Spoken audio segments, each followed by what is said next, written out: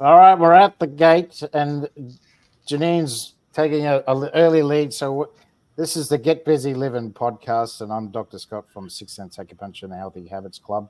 We have a wonderful guest this morning. That's the wonderful Janeen Vosper. Is that how you pronounce it? That's how you pronounce it. Correct. So thank you so much for your time this morning, Janeen, and much appreciated. Thanks, Scott. I'm looking forward to having a conversation. Yeah, well, I'm hoping to receive some little gold nuggets from you. I love that out of the gate. I've been getting up at 4 a.m. every day for the last 2 weeks watching the Olympic Games, and some of particularly some of the events, they sound like they're a horse race being called, but they're just phenomenal. We're often racing. We had a false start. We're sorry about that. We had a 10-minute false start, and now we're off and racing. So, yeah, thanks so much. So I'll start with my first question, Janeen, and that's what gets you out of bed every morning? Well, at the moment, it's the Olympics, which is a good start. At 4 a.m. It is. I've been doing what I do, helping, coaching people to achieve the results that they didn't believe they could possibly achieve for 17 years now, Scott. And I'm living my dream every day by doing that. And I think that's one of the most important things for people to have, is that passion for what you do. I remember when I was a GM for a first aid supply company, I had 40 staff. It was well paid. It was a great job. I loved it for a while, for a lot of years. But then the culture changed a bit, and it was so hard to get out of bed every morning. Whereas now, doing what I do just in my own business, it's just jump up and get on with the day. You're taking care of your own dream instead of someone else's. Makes a big difference, doesn't it? Yes, definitely, big time. So that, yeah, well, that's, yeah. Thank you. You've led me into my next question. So tell us, how did you get into? You're a brand consultant, is that right? So I help female leaders and business owners who want to fast track the success with a confident message and a concise and compelling, so they can overcome self-doubt and prepared when opportunity knocks. That's pretty cool. It is really cool, and it's something that I just love to do. It's really interesting. This week I have one of the networking groups where I've met you and we've had conversations is through BX, and I won the coaching for women this week. It was announced as the international winner, which is very cool. And putting some posts together to announce it as well myself, and it was that recognition of, again, as you said, working for somebody else, which is very different than doing things for yourself. But all throughout my career, I was an aerobic instructor for 10 years, and it was very much, how can I help people get the results they want in the gym? And then when I was the manager, I had the commission-based sales team. It was not only how can I ensure my customers get the best results, it was also how can I ensure my team get the best results and earn the incomes. And we kept staff for 20, 30 years. So they obviously liked what they did and had that income to support that. The job, when you're working on commission only, it's, as we are all in our own business, I want people to recognize that's such an important factor. When you're in your own business, you are on commission, usually just commission only. You're taking a percentage of what profits you're making. What your services or whatever. Yeah. And now, I started Speech Perfect in 2007. It's interesting. The name of the business came about. I was at a wedding with some friends, and we're sitting at the back of the room, and a lot of the people speaking were trying to use the microphone coming out of their belly button. And, I don't know about you, but they don't work that well from there. No. And we had a few wines around the table and looked at the business name, and the movie Pitch Perfect was out at the time. Yes. We decided to go with Speech Perfect. That's what I was doing very much so then, and still continue to do, was sales training, because that's my background. And one of the books I've written is called Good Girls Do Sell. So that comes from that space. But I was also teaching speaking. I'll get my words out right. How to stand on stage, how to deliver a message, how to create a pitch, all of that. The two sort of went together, but not really. And then when I was traveling, hey, sometimes you need to get out of your business, out of your space. I was away from it. I was traveling and I realized that everything that I was doing comes under your personal brand. How you get your message across clearly, how you can identify how you can help people achieve the results that they want to achieve, whether it's customer buying an item off you or you're in a training coaching role or a health role as you are in. And then so that was a sort of really easy transition for me because I've been doing that all the way along, and it's just what I love. So you're doing the Oz aerobics first, and do you remember that? So did you get up? It wasn't the Oz aerobics, but it was the days before they had all these programmed classes. Les Mills came along well before that, and it was very much you'd spend the weekend doing the choreography. And I had one of my neighbors, she was an instructor as well, so we would get together on weekends, practice all the choreography, particularly step classes. It was my favorite thing to do. And then we would, I used to deliver, depending on the week, between 12 and 16 classes a week, as well as do my own running training and weight training as well. Yeah, well, that aerobics instructor, he just passed away.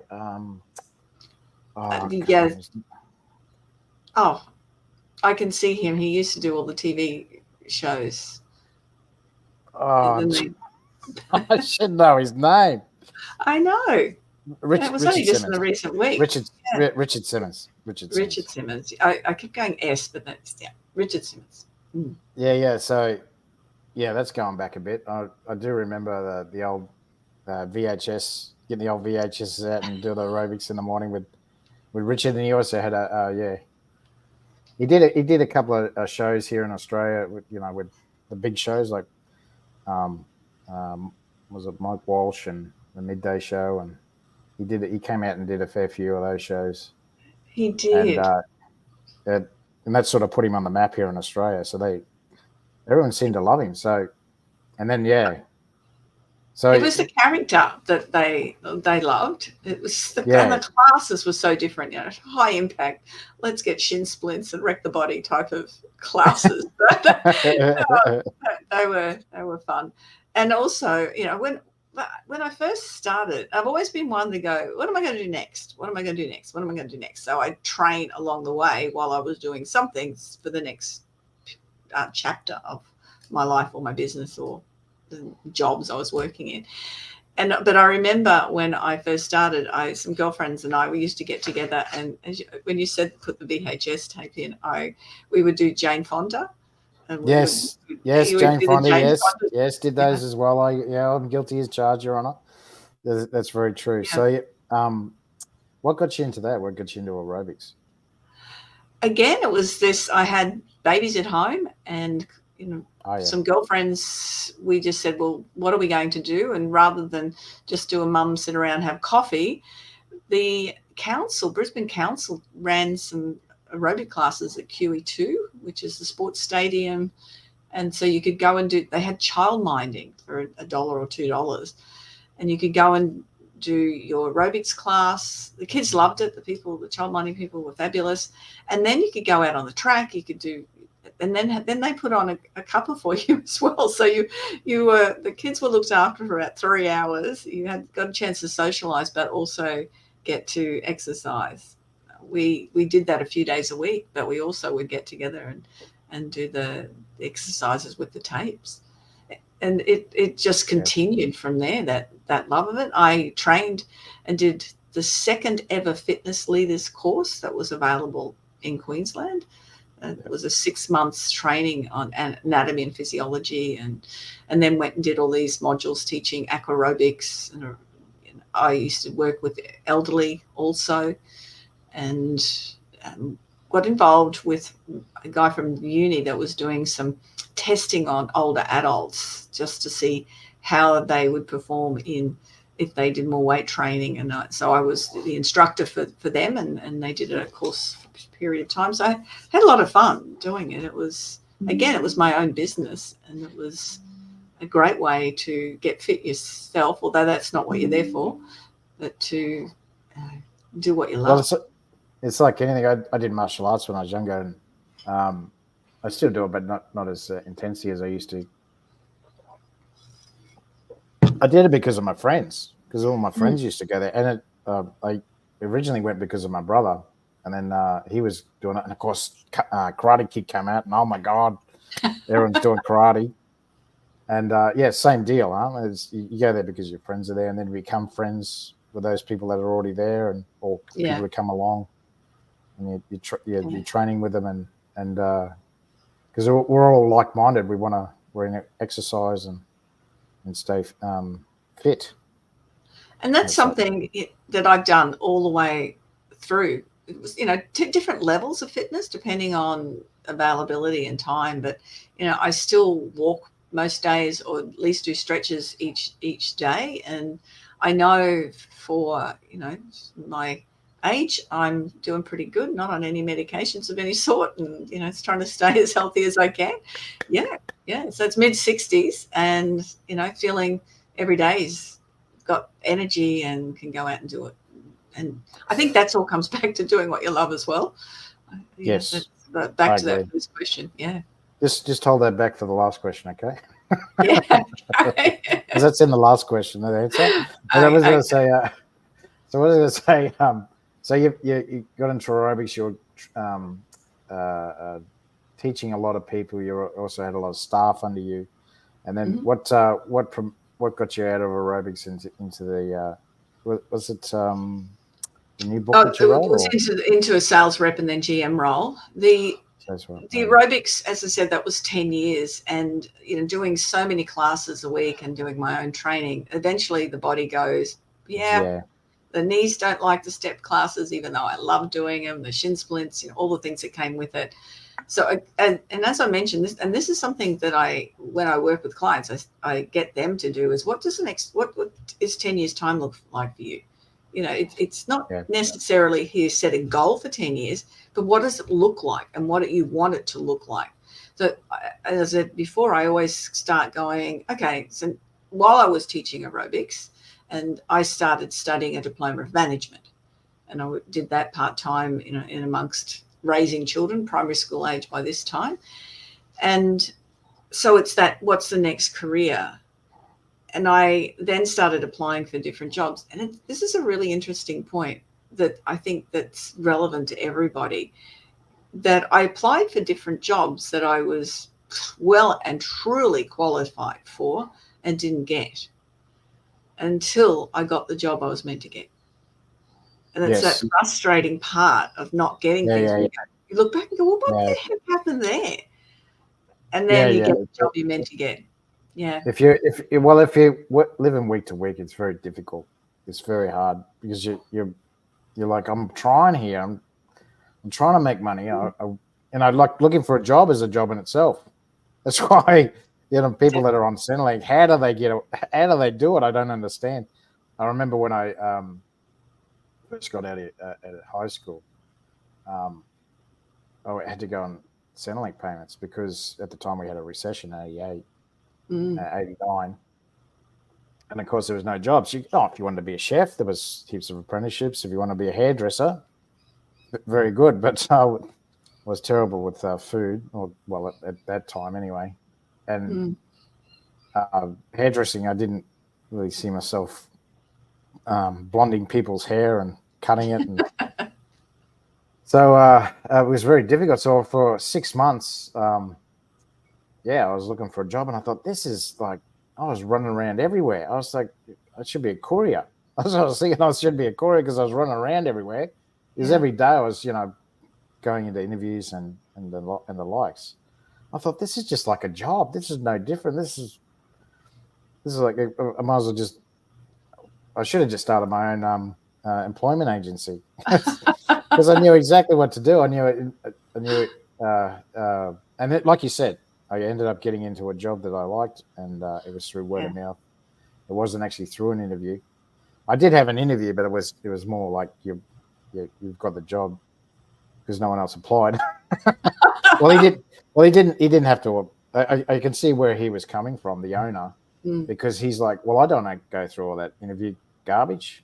This is a guy that already works for me, and this is a referral, and he'll fit right in. So, and I think that's how most people get jobs is through somebody they know who knows someone. And I think that's the building a network of people and connections. It's not just for business people; it's for people, right across the board. I think that's so important. Yes, very important. All right, so then you did your duty in sales, and did you do any marketing as well? Not a lot then. A lot of it was, but it was marketing myself, because I stepped into a territory that the person before me had been going to the races, because they found out how a lot of, when he bought all his stock back, they found all these racing tab stubs in the stock that was part of the Eagle Farm area in Brisbane, which is where the race courses are. So I really if people don't know, years ago, well, they still do it now. If you went to a bookie at the race course, they gave you a stub. It was a copy of your bet. They still do. I think they still do it today. Obviously, they were losing ones. He didn't have to hand them back in. Yeah, he's stuck in his pocket. And he's forgotten about it because he was too intoxicated. That's a funny story. Yeah, so I stepped into that territory with basically, very little customer contact. So it was very much knock on the door. And this is something, again, when you're in that repping role, knock on the door. And I would have one client, and then I'd knock on the door either side. Every single time I would go to somebody, I'd knock on the door either side. And the other thing that I do now, I recommend to people, is do that in the morning. A lot of people will do the business part of the work, and then by the time they get to I'll do all those cold calls in the afternoon, or I'll do that, make those approaches, or I'll do the follow-ups in the afternoon. You're not going to do it. I guarantee you're not going to do it. You'll find multiple excuses. If you're doing any cold calling, then do it in the morning, because the other business is going to be sitting there in the afternoon anyway. So that's what I did, and I took a territory from nearly zero to over $400,000 a year in sales in first aid supplies. And we're talking bandages that were $2 each, so it was a major coup. And there was one of the other reps, he was in Townsville, and he'd been there for a long time, and he had the whole of the Townsville area covered very well. And him and I used to have a little bit of a competitive nature coming out in both of us and compete. It took a couple of years, but I ended up topping him regularly after that. But that's while I was studying the management, finishing that off. And I had one of the owners of the business come to me and asked me to step into the GM of sales role and take the business itself, because they used to deal directly with a lot of the councils and government agencies and mines. And when I stepped into that, I ended up securing every single coal mine in Queensland for all their first aid supplies. So I used to do a lot of stuff on the road. And again, that was making phone calls, knocking on doors, driving, talking to people, and building relationships. That was what it was all about. It was building relationships. Yeah, it's that's on mine sites they have to have heaps of first aid. They did, fortunately. Yes, well, they have to, because it's something the government doesn't talk about. It's the injury rate is pretty high in the mining industry, and death rate as well. A lot of people die each year. Yeah, construction's worse. It's as for injury rates, but again, it was an interesting time of doing that. I just absolutely loved being out on site, but eventually moved really into the office, and that was when I started doing a lot more marketing, because that was the space of driving business to the business. And so learned an awful lot about what worked, what didn't work, how to tell stories. That's such an important aspect of anything that you're doing, is how to tell a story that is relevant to the person listening, that will help them make a decision to either just know or like you, or actually buy from you. Yes, yeah, that's very true. That's very true. So, okay, so you got out of the sales, and what did you do then? What? Sorry, the first aid. Um, Yes. but So planning the next step, I then started building Speech Perfect. It actually started with the business name Shifting Visions. And I started building that while I was working full time. And this is another thing I suggest people do. If you've got an idea for start a business, use your full time income to be the investment to set up things that you can step into the business and you haven't got to set up a website. You've got all those sort of expensive things done and you can actually focus on building the business then. I spent a fair bit of time doing that and started taking a holiday leave day to go and run training for different businesses and really honing my knowledge and skills, learning from some of the best around the world. I invested a lot of time and money on learning from some of the leading trainers and coaches from around the world. Again, it's such an important aspect. Everyone's got to have a coach at some stage, and if not ongoing, and then finding the coach that can take you to that next level or fill that space that you need filled. And then went to a 5-day fortnight. So I still sat in the GM sales role, but I went into a 5-day fortnight, which meant I could start a lot more networking. I could start building the business even more. And then, you know how the universe sort of gives you can either be hit by a feather, a brick, or a truck. It depends on how much attention you're paying to it. And yes, a new operations manager came in and we didn't quite see eye to eye on customer service. And it was time for me to move on. And I finished there mid-2018. And I was very, very fortunate she did come into the business because it gave me that little kick I needed to go out on my own full time. And I had been planning to do that 19 and then do a lot of travel in 20. Because I went a year earlier, I did a lot of travel in 19 and we know what happened in 20.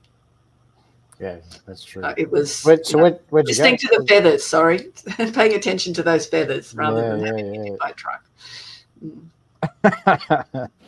Well, that was a truck, all right. That was a road train. I was going to say, where'd you go? Where'd you go? We spent 3 months in Europe and cool. London, Iceland, and Baltic cruise, and then drove all through France and Ireland and Scotland and the Edinburgh Tattoo in August. So we started with the Edinburgh Tattoo and worked our way back. Yeah. It was fabulous holiday. So yeah, they used to do that live here in Australia. They don't do it anymore. I remember as a kid, I used to watch it all the time. I think it's been a thing since 2020. I'm not using that C word. I'll refuse to use it. Since 2020, I don't think they have been back since probably 19. But maybe in the future. It was certainly the Edinburgh Comedy Festival was on at the same time. It was just I would recommend anyone to bank those two things together. You definitely have to book the tickets to the tattoo months and months and months ahead. But then the comedy festival, you can pick and choose what you go and see. It's just brilliant. You ever done that? That's for sure. Been there? No, I've never been to. Yeah. Never been to Scotland. I've never been to.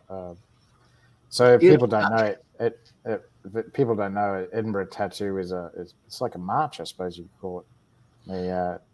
They play old songs. It's all it's quite a few different countries. Also, the military representatives from the different countries, but it's certainly like even a calisthenics type of performance. It's so intricate what they do, but it's also laser lights and a whole lot of interesting fun things. It was, even in the rain, it was amazing. You're going to Scotland, take a raincoat. And a big umbrella. A poncho. And then the Edinburgh Comedy Festival, everyone knows. Yeah, that's a comedy show, epic comedy show.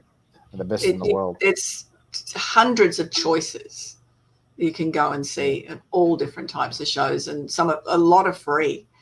and then the low cost and then the higher cost, depending on who's delivering it. But yeah, it's a beautiful city too, spectacular city.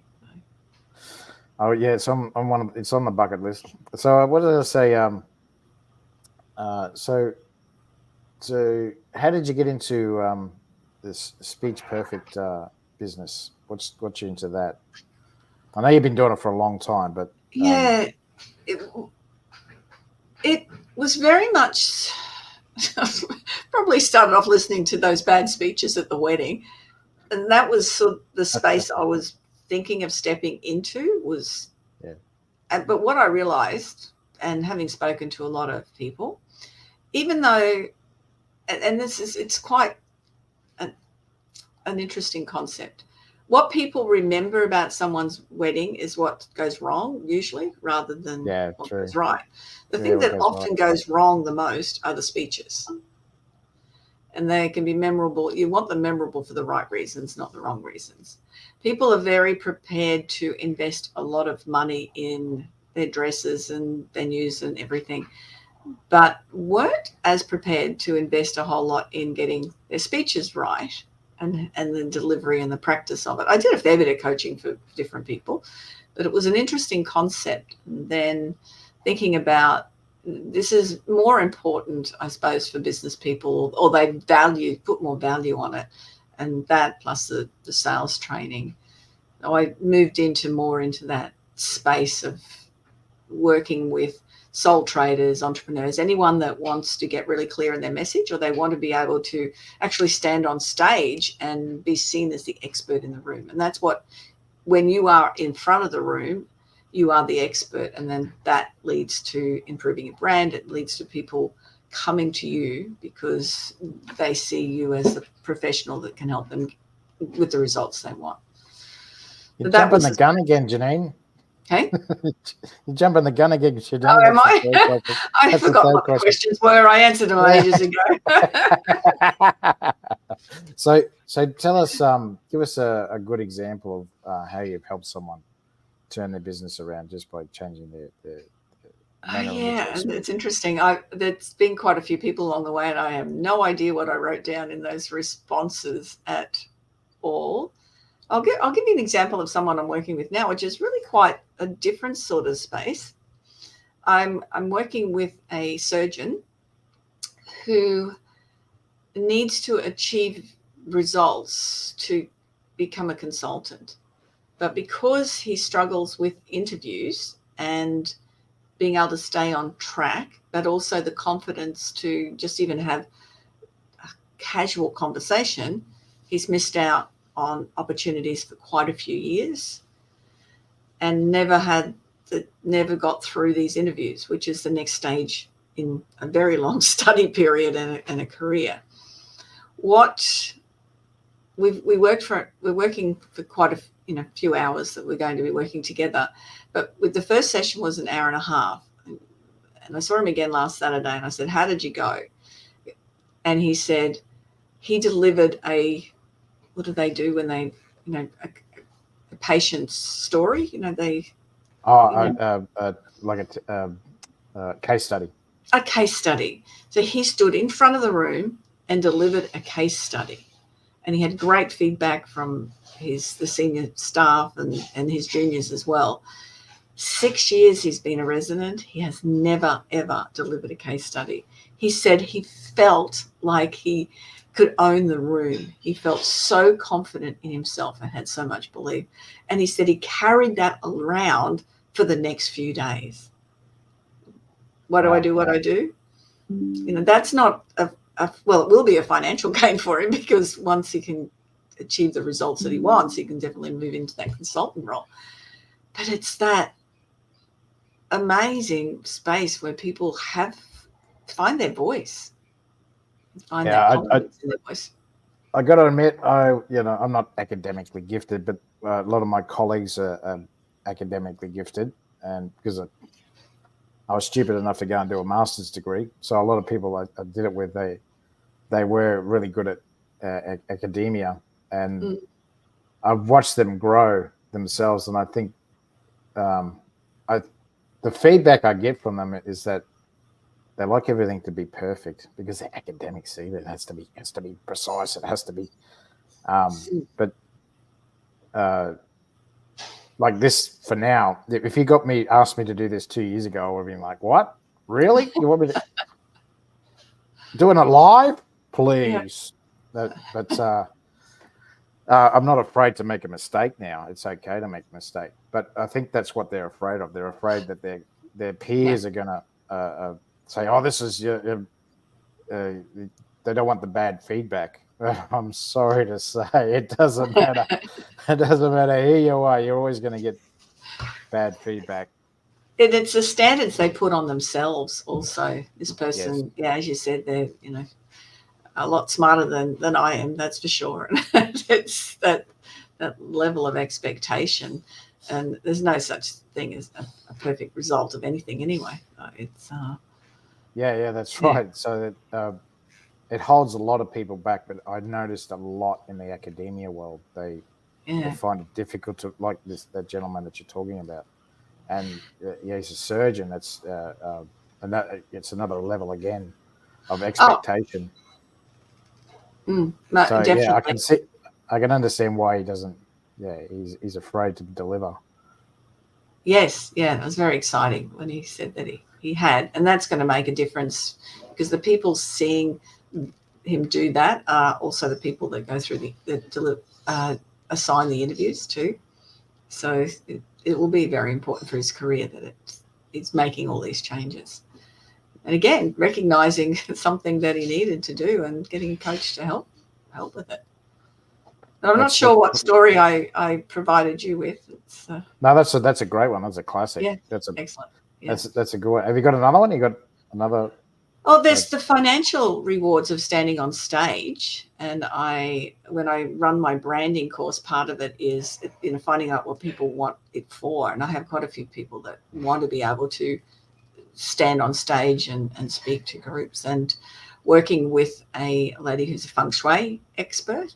So we're going from surgeon to feng shui expert, which is quite different, and that was her goal, is to be able to stand on stage and then be able to talk about how to set up your house, whatever the time she's got with the training, but also on the end of that, bring in information and sell information about the retreats that she runs to help people achieve, and she helps people achieve results through getting the flow right in their lives. And so yeah, she was able to do that, and is filling retreats that she's running, which is really cool. So it's another form of marketing, but it's a form of marketing that shows that, hey, I know what I'm talking about. Look at me. And that's the part people don't like, is that look at me, look at me, look at me. So Yeah. you got to put yourself out there. Well, there's good and bad attention, and I found out the hard way. There's that bad attention sometimes is good, so it's all good. Yeah. Yes. Yeah. I spoke to a Gold Coast Writers Group a couple of weekends ago, and one of the things I said, just get the camera out, put it in front of your face, because we carry one all the time, and start talking to it. If you don't like what you've said, delete it, do it again. Don't like it, delete it, do it again. And I had a lady message me, and she said, I have never done that in my entire life. And she tagged me into the post after she'd messaged, and she said, I did it. It was so exciting. I was terrified, but I absolutely did it, and talked about her book and what she was doing with it. It was very, very cool. I mean, for someone to be excited about doing something that was out of their comfort zone, and to go do it, it's phenomenal. Yeah. Now she can go one step higher and just do it consistently. Do it every day. Absolutely. Yeah, that's the next thing. But it is that just and part of anything, you have to take action, like the cold calling. It's not just building relationships, it's taking action. You have to, even if things are really uncomfortable and you don't like them, then if you want that success, you have to do things. That's exactly right. All right, that's pretty damn good. So is it? So talk about your book. I want to talk about that. So what is it called again? So I've got 2 books. One is called got Good two. Girls 2. Oh, You yeah, do. she's an author. Oh, goodness me. And I have a blog that goes out every week, so I could probably fill up about 5 books with the blog information too. The first book I wrote it in 4 days, which Wow. using a fair bit of training material that I had, but I was challenged to write it over a 30-day period. I had mentioned already I was competitive. And we were going, and that was when we were going away on another trip. And so during that 30 days, so I needed to get it done. And it was through that Christmas, New Year that the sun's up at 4 a.m. anyway, get up, and I would write from 4 until 12 and then pop it away. And after 4 days, I had 40,000 words done and the full draft of the book. So it's Good Girls Do Sell, The Modern Businesswoman's Guide to Authentic Selling. The second book, I wanted it more comprehensive around what I do and a lot of things that people often ask me to speak on that might not be peer-to-peer business related. And it took me a lot longer because, once you got a book, which is, again, why you're writing a book, it becomes a very fancy business card. Again, you become an authority. The second book is called Being Unstoppable. And remembering when life gets challenging, you've got this. And it's got a whole lot of different methods in there for overcoming different components where we have different spaces of fear in our lives. And that took me a lot longer than 4 days. I remember sitting around campsites, typing up words, and I'll get to it. So, what's it called again? The second one? Being Unstoppable. Wow. Okay. It says it all, doesn't it? And fear is a primal instinct, and it's very difficult to overcome. It's becoming more predominant in our society today. And, unfortunately, it is, and I'm seeing it with the younger generation. You're probably seeing that a lot with what you're doing. There's a whole lot of anxiety and concern about things that really could be easily fixed with non-traditional medicines and different healing practices and healthy lifestyles and positive mindset as well. Mindset's very important. I was watching the pole vaulter this morning, and they were talking about all the struggles that she'd gone through and how she'd got control over dealing with those struggles and then able to apply it. So it's not just that she won today. In the last 7 competitions, international competitions that she's performed in, she's won 6 out of those 7. So it's being able to turn up every time and get the job done. Yeah, look at Stephen Bradbury. Remember the Last Man Standing, the ice skater? Yeah. Like he 12 months earlier, he almost died. He did. I read his books. He was in intensive care for a long time. Yeah. And look what happened. He won a gold medal. Unbelievable. I really fortunate. He spoke at an event I was at, so I got a photo with his medal and his book and bought his book to read. It's a great read for people. Anyone, I'd highly recommend it. Did you read it, Scott? I haven't read it, but I met him before a couple of times. Yeah. And I've watched his interviews, a lot of his interviews. He was so badly injured on the track by being cut with a skate. It was horrific. Cut him open. And then he ran into the wall as well, and that punctured one of his lungs. That's why he wasn't in a good state at all. No, I can't imagine the blood all over the rink either. Well, not. He did talk about that, I think, as he's being wheeled away. Yeah. So I get it. He's just one of many. These athletes just push themselves to the limits, and I suppose and that's Sia with the BMX. Sorry. That's probably why we're not Olympians. They want to push ourselves to the point where it's just about kill ourselves. Yeah, but it's the same as with your work. I was going to mention Sia with the Olympics as well. With the BMX rider with the brother, and with a really bad accident she had just recently, anyone would stop doing things. And that's the same as in business, though. It's the same as especially when it's your own business. You can keep getting walls in front of you all the time, and there's these maybe not life-threatening challenges, but there certainly are things that can take their toll on you. So having a coach, having strategies to overcome those particular, when those waves hit or those challenges hit, and then having, a skill base or go to what are the next step forward, because this whole, a millionaire overnight, or it people tend to see the best of what's going on and not really what's got people to where they've gone. And it's a lot of 4 a.m. mornings maybe to get the work done because the kids are up by 6, whatever it takes. You need to do it. I'm reading at the moment while I listen to Audible. Sorry, I'm listening to the Slight Edge. You might have heard of it. I've heard of it. Yeah, they talk about that. They talk about the wealthy they're not looking for the gold lotto ticket. Their gold lotto ticket is every day. Yeah. So what does it mean? What do they mean by that? It means that they know that success doesn't come overnight. It's a long grind and it takes time. But if you put little habits in place every day, then that will come to you. That financial freedom will eventually come to you. You just have to change the way you think and put little things in place every day. Yes, it's that 1%. The 1%.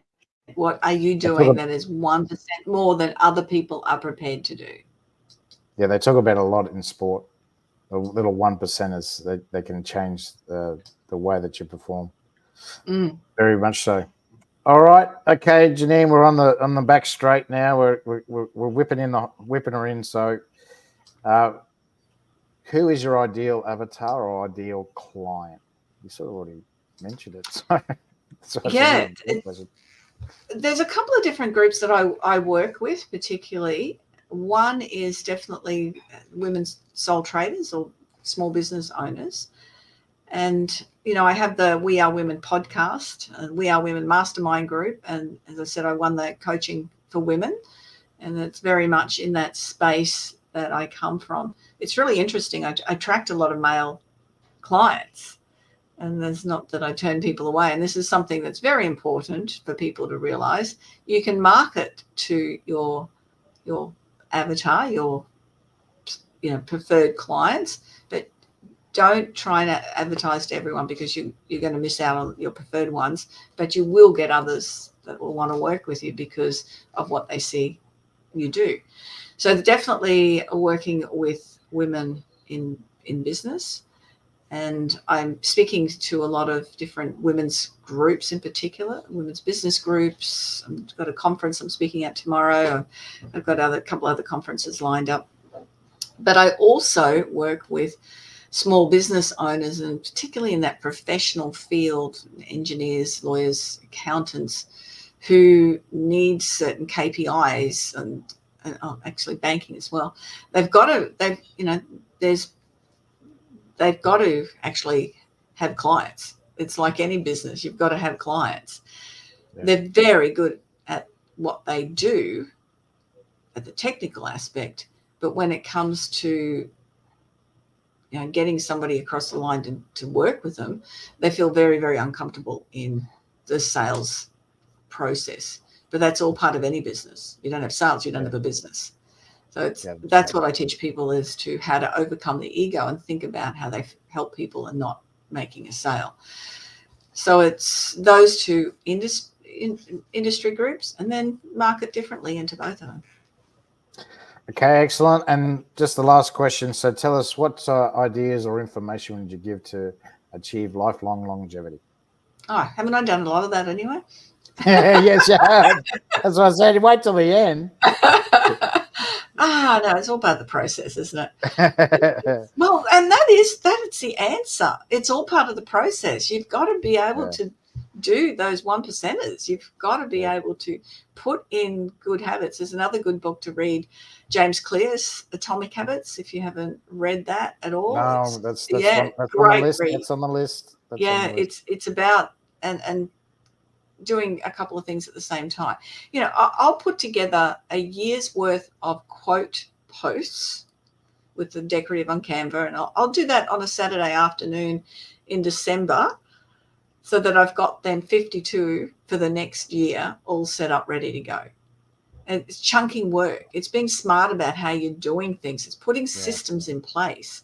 I know people say to me, I'm on about 5 or 6 boards. I'm on all these different committees. I'm part of a whole lot of different groups, as well as running the business and getting the business done. And I play golf on Tuesdays, and I spend time with family and friends on the weekend. I go away on holidays and camp.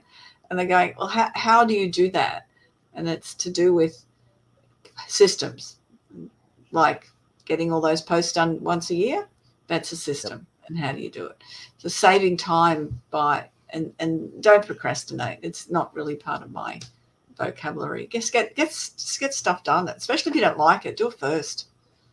That's the other book that, if you haven't read that, is Eat the Frog by yes. Brian Tracy. That's on the list too.